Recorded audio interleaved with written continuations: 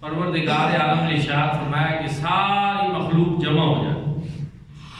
اور وہ مجھ سے طلب کرے، اپنی خواہشات میرے سامنے ظاہر کر دے، اور میں تمام مخلوق کی خواہشات کو پورا فرما دوں اور سب کچھ ان کو عطا فرما دوں، تو میرے خزانے میں سمندر میں ایک سوئی جو ہے وہ ڈبو کر اس کو نکالا جائے، تو اس کے ڈبونے کے بعد اس کا جو وہ نکا ہوتا ہے اس کے اوپر جو تھوڑا سا وہ پانی کا ذرہ لگے گا نا، فرمایا میری خدائی میں، میرے خزانوں میں اتنی بھی کمی نہیں آئے۔ ساری دنیا کی، ساری مخلوق کی، ہر طرح کی خواہشات وہ کریں اور میں پوری کر دوں، میرے خزانوں میں اتنی بھی کمی نہیں۔ یہ ہے اللہ پاک کی ذات اور یہ ہے اس کے خزانے اور یہ ہیں چیزیں۔ تو پھر جب ہمیں معلوم ہو کہ اتنی بڑی ذات ہے اور اتنا کرم فرمانے والی ہے، وہ حضرت ابراہیم بن ادم کے زمانہ میں ایک شخص جو ہے آپ نے دیکھا کہ قحط کے باوجود خوشحال پھیلا اور بڑا خوش پھیلا ہے۔ آپ بڑے حیران ہوئے، قحط سالی ہے،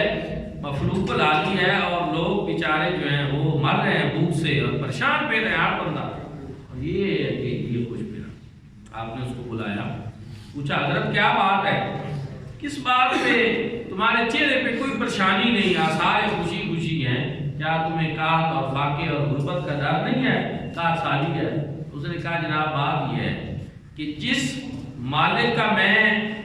نوکر ہوں، جس کے پاس میں خدمت گزاری کرتا ہوں، ابھی میں نے دیکھا ہے کہ اس کے گوداموں میں بڑا وافر ذخیرہ پڑا اور گندم اور اناج کے ڈھیر لگے ہوئے ہیں، مجھے کوئی پریشانی نہیں کہ وہ مجھے فاقے سے مرنے دے گا۔ حضرت ابراہیم بن ادم نے جب یہ بات سنی تو آپ غش کھا کر گر پڑے اور بے ہوش ہو گئے، اور جب ہوش آیا تو فرمایا عجیب بات ہے کہ ہم تو یہ ایک دنیا کے کسی انسان کا نوکر تھا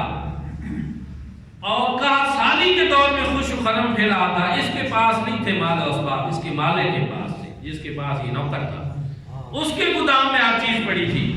اور اس کو اپنے اس مالک پہ اتنا بھروسہ تھا کہ وہ مجھے فاقے سے نہیں مرنے دے گا، اور اس بات کے اوپر یہ خوش پھیلا تھا۔ اور ایک ہم بھی ہیں اللہ رب العزت کے بندے ہو کر، اور ہمارا وہ مالک ہے اور ہمارا وہ خالق ہے اور ہم اس کی مخلوق ہیں اور ہم اس کے مملوک ہیں، اور پھر ہمیں اتنا بھی بھروسہ نہیں جتنا اس کو غلام کو اپنے آقا کے اوپر ہے۔ آپ اس بات کے اوپر بے ہوش ہوئے، اشک کھا کر گر پڑے، اور یہ بات بھی اللہ والوں کو سمجھ آتی ہے کہ ان کے فوراً ان کا ذہن اس طرف گیا کہ اچھا یہ بھی دیکھیں میرے بھائیوں اور دوستو، اللہ رب العزت کے خزانوں میں کوئی کمی نہیں، اس کے خزانے بڑے وسیع ہیں اور اس کی عطائیں بھی بڑی وسیع ہیں، کمی ہے تو ہمارے مانگنے کے